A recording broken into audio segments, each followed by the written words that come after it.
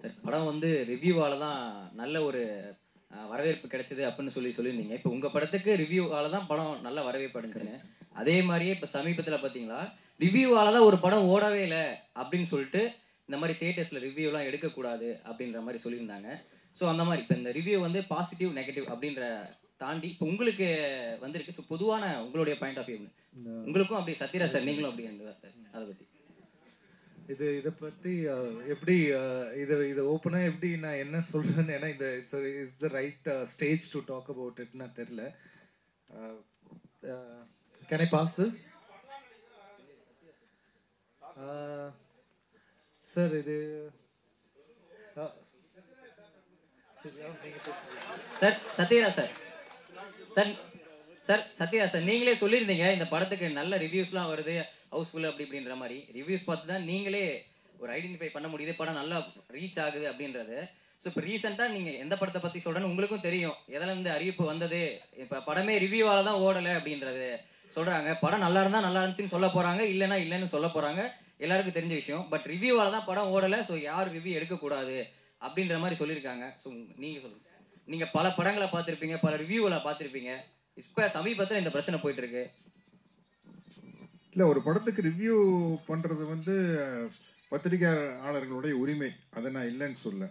ஆனால் வேணும்னே கொஞ்சம் அதிகமாக ஃபோக்கஸ் பண்ணி அடிக்கிறன்னு ஒன்று இருக்கு இல்லையா, அது வந்து நீங்கள் சொல்கிற படத்துக்கு தெளிவாக தெரிஞ்சது. ஒரு படம் பிடிச்சது பிடிக்கலங்கிறது வேற, பட் கரங்கட்டி அடிக்கிறது அப்படிங்கிற ஒரு ஃபீல் வந்து அந்த நீங்கள் சொல்கிற குறிப்பிட்ட படத்தினுடைய ரிவ்யூக்கு வந்தது. அது தவறான விஷயம் அப்படின்னு நான் நினைக்கிறேன். ஏன்னா ஒரு படம் பிடிக்குது பிடிக்காத ஒருவருடைய தனி மனிதனுடைய விருப்பம், அதில் வந்து எந்த விதமான அப்ஜெக்ஷன் கிடையாது. இருந்தாலும் அந்த ஒரு ஆஸ்பெக்ட் வந்து தப்புன்னு நான் நினைக்கிறேன். அது கொஞ்சம் இருந்ததா நானும் உணர்றேன். ஏன்னா நல்லா இருக்குது நல்லா இல்லைங்கிறத தாண்டி பர்சனலாக அட்டாக் பண்ணி பர்சனல் லைஃப் எல்லாம் அவங்களுடைய தனிப்பட்ட வாழ்க்கையெல்லாம் அட்டாக் பண்ணிங்கிறது வந்து அது எப்படி ரிவ்யூக்குள்ளே வரும்? அதுக்கு ரிவ்யூக்கு என்ன சம்பந்தம் இல்லையா? இல்லை சார், இப்போ நீங்கள் சொன்ன மாதிரி ரிவ்யூஸ் எல்லாமே ரிவ்யூவர்ஸ் பண்ணுறது இல்லை. இப்போ தியேட்டர்ஸ்லேருந்து படம் பார்த்துட்டு வர பப்ளிக்கு கொடுக்குற ரிவ்யூ தான் பண்ணக்கூடாதுன்னு சொல்லியிருக்காங்க. ஸோ பப்ளிக்கோட பாயிண்ட் ஆஃப் வியூவில் இந்த படம் நல்லா இருக்குது, இது நல்லா இல்லை, இந்த படம் மாதிரி இருக்குது அப்படின்ற அந்த கம்பேரிசேஷன் இது எல்லாமே இருக்கும். ஸோ அதை வந்து அக்செப்ட் பண்ணிட்டு தானே சார் ஆகணும். படம் ரிலீஸ் பண்ணுறன்றது பப்ளிக் தான், அவங்க சொல்கிற பாயிண்ட்டையும் நம்ம ஏற்றுட்டு தானே சார் ஆகணும். நல்லா இல்லைன்னா நல்லா இல்லைன்னு ஏற்றுட்டு தானே ஆகணும். இல்லை, அதை ஏற்றுக்கிறது தப்பு இல்லை. ஆனால் என்னன்னா ஒரு கல்ட் டெவலப் ஆயிடுச்சுன்னு வச்சுங்களேன். எப்படி பார்த்தியா, அவங்க யாருன்னே தெரியாது, எப்படி வச்சு அடிச்சம் பார்த்தியா, வச்சு செஞ்சம் பார்த்தியா, அப்படிங்கிற மாதிரி ஒரு ரசிகனுக்கு ஒரு மனப்பான்மை வந்துருச்சுன்னு வச்சுங்களேன். நாளைக்கு அடுத்த படத்தில் அவங்களுடைய ஃப்ரெண்டு வந்து நான் உன்னை மீறி அடிக்கிறேன் பாடுற அப்படின்னு அடிப்பாங்க. அந்த ஒரு விஷயம் வந்து தவறான விஷயம். நிச்சயமா வந்து ஒரு படத்தில் இருக்கிற நிறை குறைகளை சொல்ல, அதை தாண்டி அவங்களுடைய பர்சனல் விஷயத்தை படத்தினுடைய ரிவ்யூக்குள்ள அட்டாக் பண்ணக்கூடாது. ஏன்னா நான் சொன்ன மாதிரி எல்லாருமே பணம் வாங்குறவங்க, இவர் ஒருத்தர் தான் பணம் போடுறவர் இல்லையா. அதனால வந்து எங்களுடைய பர்சனல் லைஃப்பை வச்சு ஒரு படத்தை எப்படி அட்டாக் பண்ணலாம், அது வந்து கண்டிப்பாக கண்டிக்கத்தக்க ஒரு விஷயம். அதில் எந்த விதமான சந்தேகம் சொல்றீங்களா சார்? படம் பார்த்துட்டு வரவங்களுக்கும் சொல்றீங்களா சார்? பொதுமக்களுக்கு நான் என்ன சொல்றேன்னா, நீங்க வந்து படத்தை மட்டும் ரிவ்யூ பண்ணுங்க, அதை தாண்டி பர்சனலா ரிவ்யூ பண்ணாதீங்க அப்படிங்கிறது பொதுமக்களுக்கு நான் வைக்கிற ஒரு தாழ்மையான வேண்டுகோள். அவ்வளவுதான். நான் இந்த அளவுக்கு எதிர்பார்த்து நடிக்கல ஜீப்ரால. ஒவ்வொரு நாளும் வந்து பாசிட்டிவ் ரிவ்யூஸ் வந்துகிட்டே இருக்கு. அதில் ஃபஸ்ட்டு எங்கூர்காரங்க தான், கோயம்புத்தூர் டிஸ்ட்ரிபியூட்டர்ஸு. பொதுவாக ஒரு படம் எப்படி இருக்குன்னு டிஸ்ட்ரிபியூட்டர்கிட்ட மட்டும் நான் கேட்கவே மாட்டேன். இருக்கு அப்படின்னு ஒரு இழுப்பாங்க. எவ்வளோ லாபம் வந்தாலும் அது ஒரு பத்தாத மாதிரியே ஒரு விஷயம் சொல்லுவாங்க. ஆனால் இவங்க வந்தோடனே வந்து கை கொடுத்து படம் சூப்பராக போயிட்டுருக்கு அப்படின்றாங்க. அதுதான் வந்து ரொம்ப சந்தோஷம். இங்கே வந்ததுக்கப்புறம் நம்ம ப்ரொடியூசர் பாலா சார், நேற்று டெல்லியில் ஹவுஸ்ஃபுல் சார் அப்படின்னு, ஹிந்தி டப்பிங் ரிலீஸ் பண்ணிட்டீங்களா? இல்லை சார், தெலுங்கு ஹவுஸ்ஃபுல் சார் அப்படின்னு. என்னடா அது நியூஸுக்கு இப்படி அள்ளிட்டு வந்துட்டு இருக்கு அப்படின்னா, சரி சார் எவ்வளோ ஸ்க்ரீன்ஸ் போட்டிருக்கீங்க அப்படின்னா, 1000 ஸ்க்ரீன் போட்டிருக்காங்களாம்மா இந்த படம்.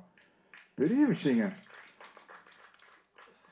இங்கே என்னுடைய அன்பு தம்பி சத்யதேவ நான் வருக வருகன்னு வரவேற்கிறேன். ஏன்னா அப்படி ஒரு டெடிக்கேட்டடான ஆக்டர் இங்கே வந்து பேசினாரு. தமிழ் சரியா தெரியாது, கொஞ்சம் அட்ஜஸ்ட் பண்ணிக்கங்க அப்படின்னு. என்ன எவ்வளோ வருஷமா தெலுங்கு அட்ஜஸ்ட் பண்ணிக்கிட்டு இருக்கு. 15 வருஷமா 2008லேருந்து நடிச்சிட்டு இருக்கிற தெலுங்குல போனோன்னா நீங்கள் பார்த்துருப்பீங்க அந்தரிக்கு நமஸ்காரம், அதோட கட் பண்ணா அதுக்கப்புறம் வந்து இங்கிலீஷ் வேற அறகுறை, இதை வச்சுட்டு எதையோ பேசி ஒவ்வொரு தடவையும் నెక్స్ట్ పిక్చర్లో యాక్ట్ చేసినప్పుడు నేను జరూరుగా కన్ఫర్మ్డా తెలుగులో మాట్లాడతాను. இப்படியே 15 வருஷமே சொல்லிட்டு பேசுறது இல்லை. அதுல என்னன்னா, நான் கொஞ்சம் ஒரு மெத்தனமான நடிகர். அதுல இன்னொரு என்ன கம்ஃபர்ட்னா, இந்த ப்ராம்ப்டிங்ல நடிச்சு பழகிட்டோம்னு வச்சுங்களேன், ஒரு மொழி ஈஸியா கத்துக்க மாட்டோம். நம்மளுக்கு ஒரு கான்ஃபிடென்ட் வந்துடும். ப்ராம்ப்டிங்ல அடிச்சு விட்டுலாம்யா, அப்புறம் பார்த்துக்கலாம் அப்படிங்கிறது. யாரோ ஒருத்தர் டப்பிங் பேச போறாங்கல்ல, அவங்க பாடு படத்துக்கு ஆச்சு அப்படின்ட்டு. ஆனா முதல் தடவையா வந்து ஈஸ்வர் என்னை கம்பல் பண்ணி இந்த படத்துக்கு டப்பிங் பேச வச்சிட்டாரு. ஒரு படம் பேசியிருக்கிறேன், நானியோட சிஸ்டர் டைரக்ட் பண்ண ஆந்தாலஜி மீட் கியூட் அப்படின்னு ஒரு படம். அதுல வந்து பேசிக்கிறேன். அது எப்படி, அது வந்து ஒன்லி ஓடிடி பிளாட்ஃபார்முக்கு தான். இந்த படத்துல ஈஸ்வர் கம்பல் பண்ணி பேச வச்சாரு. என்னன்னா, அங்கேயாவது நானியோட சிஸ்டருக்கு வந்து தெலுங்கு தெரியும், நமக்கு இவருக்கே தெலுங்கு தெரியாது. எப்படி இவரை நம்பி நம்ம களத்துல இறங்குறது? அப்புறம் கரெக்டா பேசி கீசி சமாளிச்சுட்டு ஒரு தடவை கரெக்டா இருக்கான்னு பேசி இப்ப அந்த நம்பிக்கை வந்தோன்னா இப்ப லைனா எல்லா தெலுங்கு படத்துக்கு வந்து நான் தான் டப்பிங் பேசுறேன். Thank you Eswar sir. எனக்கு ஒரு நம்பிக்கை வந்துருச்சு. அந்த படத்துல ஆக்சுவலா அந்த மீட் கியூட்டுங்கிற படத்துல எப்படி டப்பிங் பேசுனா, ப்ராம்ப்டிங்ல நடிக்கிறது வேற, ப்ராம்ப்டிங்ல டப்பிங் பேச முடியுமா? நான் ப்ராம்ப்டிங்ல பேசினேன், ஹெட்போனை மாட்டிட்டு அவங்க சொல்ல கேட்டு பேசிட்டேன். அதனால சத்யதேவ், நீங்க ஒன்றும் கவலையே படாதீங்க. நீங்க அடுத்த படம் தமிழ் நீங்க தான் டப் பண்றீங்க. நான் வந்து அந்த சவுண்ட் இன்ஜினியர் கிட்ட நான் உட்காந்துக்கிறேன். அது சும்மா ஈஸியான வேலை. அது நான் பாருங்க, உங்களுக்கு வந்து கரெக்ட் பண்ணி விட்டுறேன், அவ்வளவுதான். ஏன்னா நாங்க கரெக்டா இப்ப முஞ்சியான ஒரு ஹிந்தி படம் நடிச்சோம். இத்தனைக்கு ஃபுல் காமெடி கேரக்டர். அது நம்ம இங்க வடிவேலு பண்ற மாதிரி ஒரு கேரக்டர். அது எப்படி என்ன அந்த கேரக்டர்ல சூஸ் பண்ணான்னு தெரியல. அந்த படம் சூப்பர் டூப்பர் ஹிட் ஆங்க. அதுக்கு நான் தான் பேசியிருக்கிறேன் டப்பிங் ஹிந்தி.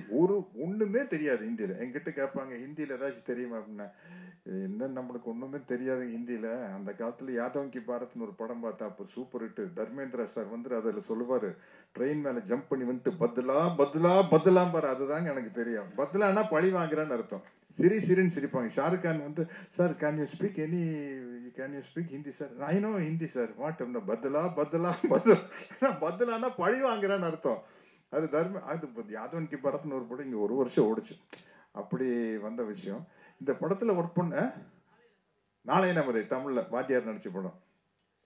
இந்த டீமே வந்து அப்படி ஒரு டீம். உண்மையிலேயே ஃபர்ஸ்ட் டைம் ஒரு எடிட்டரை பத்தி ஒரு ரிவ்யூஸ்ல எல்லாம் எடிட்டர் பேர் போட்டு எடிட்டிங் சூப்பர்னு சொல்றது இந்த படத்துல தான் நான் பாக்குறேங்க. இன்னைக்கு வந்து அதே மாதிரி தமிழ் இண்டஸ்ட்ரியில இன்னைக்கு வந்து ரொம்ப பிஸியான ஆள் யாருன்னு சொல்லுங்க? இவர்தான்.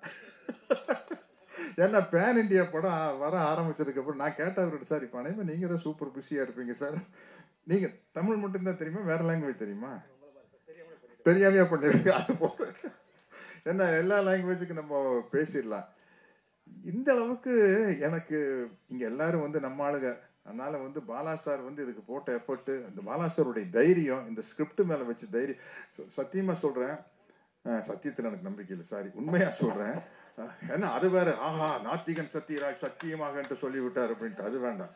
உண்மையிலேயே பாலா சார் வந்து நீங்க ஒரு பெரிய எக்ஸாம்பிளா வச்சுக்கோங்க ப்ரொடியூசர்ஸ் எல்லாம். ஏன்னா வந்து தயவு செய்து ஒரு படம் பண்ணையில ஸ்கிரிப்டை படிச்சு பார்த்து இது பெரிய அலசி ஆராய்ஞ்சு அப்புறம் இறங்குங்க. தயவு செய்து அரைகுறையா வந்து படம் எடுக்கிறேன்னு வந்துடாதீங்க, ஏதோ ஒரு படம் எடுக்கணுமேன்னு வந்துடாதீங்க. கொஞ்சம் அது, ஏன்னா மற்றவங்க எல்லாம் காசை வாங்குறவங்க, நீங்க ஒரு ஆள் தான் காசை போடுறவங்க. அது என்ன மாதிரி கேரக்டர் ஆர்டிஸ்டுக்கு இன்னும் ஜாலி. நம்ம ஒரு 10 படம் நடிக்கிறோம், அட போகிட்டே 2 படம் போனாலும் ஓகே, வந்தாலும் ஓகே, அப்படி இருப்போம். ஆனா ப்ரொடியூசர் வந்து இந்த அளவுக்கு டெடிகேட்டடா இருந்தா தான் ஜெயிக்க முடியும். அந்த அளவுக்கு எஃபர்ட் போட்டு பண்ணியிருக்காரு பாருங்க. அப்புறம் நம்ம மறுபடியும் சொல்லணும், சத்யதேவ் பத்தி தான் சொல்றேன்.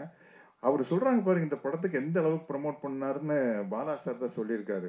நான் உண்மையிலேயே சொல்றேன், நீங்க நம்ப மாட்டீங்க, நான் தியேட்டர்ல போய் படமே அமைதிப்படை படத்தை நான் இது வரைக்கும் தியேட்டர்ல பார்த்தது இல்லைங்க. உண்மையிலேயே பார்த்தது இல்லை. பார்த்துட்டு வந்து படம் சூப்பரா இருக்குன்னு சொல்லுவாங்க, அதை அவ்வளவுதான். வால்டர் வெற்றிவேலை பார்த்தது இல்லை. நான் நடிச்ச பெரிய படம் நான் தியேட்டருக்கே போய் பார்க்கறது இல்லை. ஏன்னா எனக்கு என்னமோ அதுல டென்ஷனே இருக்கிறது இல்லை.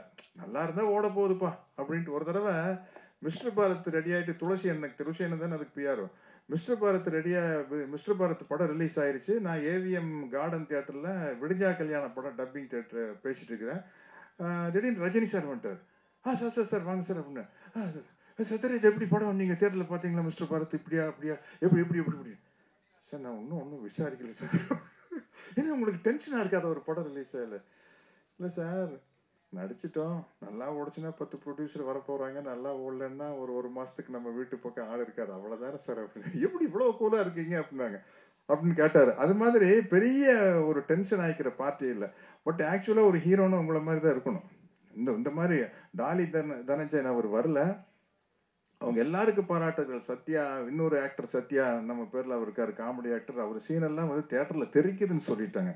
அதே மாதிரி இந்த படத்தினுடைய ஹீரோயின் யாரு பாருங்க, ஹீரோயினை பத்தி நான் தான் பேசணும், நியாயப்படி ஹீரோ பேசியிருக்கணும், ஹீரோயினை பத்தி ஹீரோல பேசணும்.